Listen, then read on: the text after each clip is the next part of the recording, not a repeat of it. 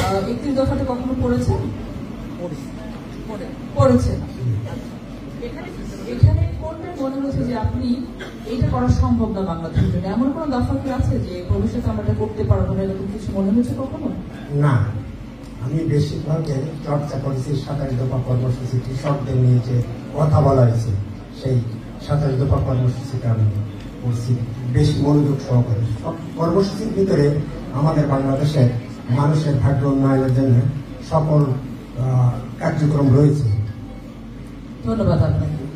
একটা জিনিস খুব জরুরি, এই 31 দফাকে সবার আগে আমাদেরকে বিশ্বাস করতে হবে যে এটা করা সম্ভব, এগুলো করা সম্ভব। যদি আমরা বিশ্বাস না করি, গোলাম হোসেন সাহেব যেটা বললেন যে হ্যাঁ এটা করা সম্ভব, আমি এই প্রশ্নটা এই কারণেই করেছি যে যদি আমরা মনে করি যে কি বলে দ্বিকক্ষ বিশিষ্ট আইনসভা, এটা দিয়ে কি হবে, এই দ্বিকক্ষ বিশিষ্ট আইনসভা এখানে আমার এক্সপ্লেন করার প্রয়োজন নেই, যদি আমি এক্সপ্লেন করছি না। কারণ হচ্ছে যতটুকু করা হয়েছে, কমভাবে যতটুকু করেছে, যেটা প্রয়োজনীয়তা বাংলাদেশে আছে সে কারণেই করা হচ্ছে। এই জন্য আমাদেরকে বিলিভ করতে হবে যে এই 31টা দফা আমরা যদি বাস্তবায়ন করা 1 নম্বরে সম্ভব, এবং যদি বাস্তবায়ন করতে পারি তাহলে বাংলাদেশ একটা বেটার বাংলাদেশ হবে, যে বাংলাদেশে আমরা আমাদের সন্তানদেরকে নিয়ে দুবেলা পেট ভরে খেতে পারবো।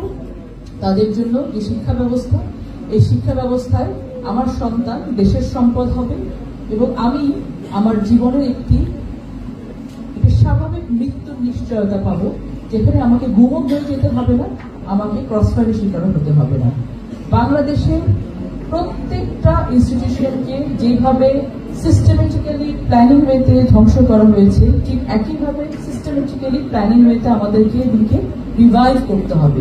এবং রিভাইভ করার জন্য, এগুলোকে পুনর্গঠন করার জন্য যে সংস্কার প্রস্তাবনাগুলো এখন বর্তমান সরকার নিয়েছে এবং যে কমিশনগুলো গঠন করেছেন বিগত 2 বছর আগে থেকে, দেখবেন যে প্রত্যেকটা সংস্কারের বিষয়গুলো এই 31 দফাতে দেয়া আছে।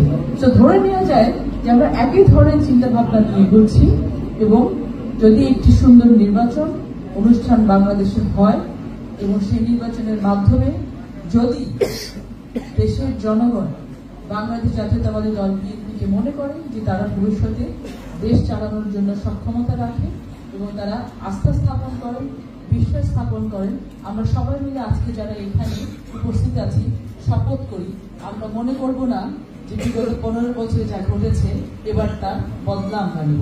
আমরা কি কেউ মনে করবো সেটা? আমরা ভবিষ্যৎ বাংলাদেশকে দেখাতে চাই যে বিএনপি এমন একটি দল যারা সকল দল থেকে ভিন্ন।